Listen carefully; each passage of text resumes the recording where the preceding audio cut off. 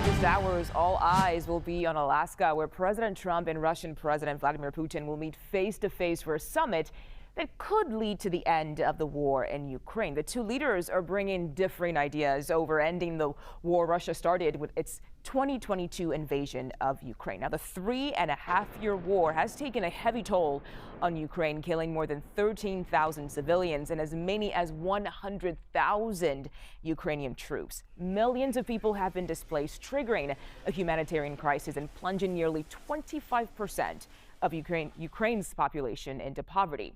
After meeting with his top advisors today ahead of the summit, Ukrainian President Volodymyr Zelenskyy posted on social media saying, in part, "It is time to end the war and the necessary steps must be taken by Russia. We are counting on America." We are joined now by Lesia Vasylenko, a member of Ukraine's parliament. Lesia, thank you so much for making time for us on 24/7 today.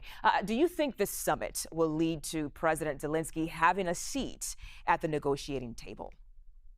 There's hope. There's always hope. And of course, Ukraine has always been of the stance that there can be no negotiations and especially no decisions about Ukraine without Ukraine. So definitely President Zelenskyy needs to have a seat at the negotiation table. But at the end of the day, it's also important to understand what will be the agenda of the negotiation. Yeah, the agreement will almost certainly come down to what's being called a land swap. Do you see a path forward on this?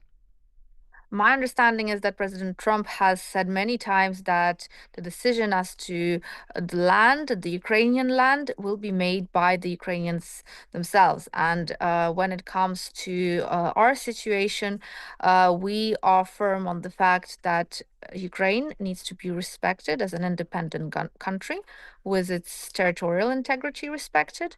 And anything of the like of land swaps or land givings up to Russia will lead to just further aggression. And we have had a number of incidents like this in the history of Ukraine-Russia relations. And it's definitely not a history that we want to revisit. Lesia, I want to ask you about this because if this summit does not succeed, what are Ukraine's options and how does this war end? This war must end with the aggressor bearing the full responsibility for the aggression and with the international community stepping up and making sure that there is an end to the aggression. This is the only right thing to do. How it will end, in fact, is a whole entirely different matter.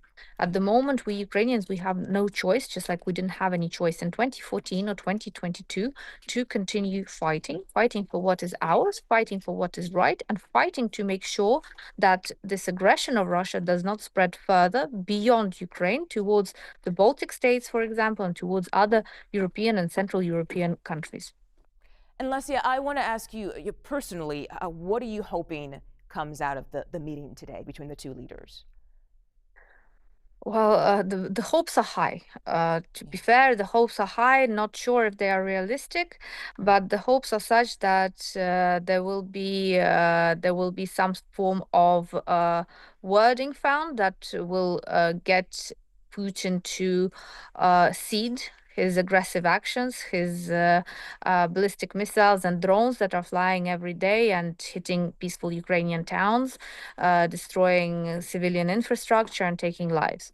However, will President Trump be able to find that exact wording and to have that wording backed by American action?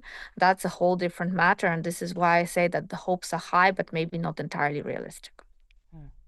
Lesia Vasylenko, member of Ukraine's parliament, thank you so much for joining us on 24/7 today. We really appreciate your insight. Thank you.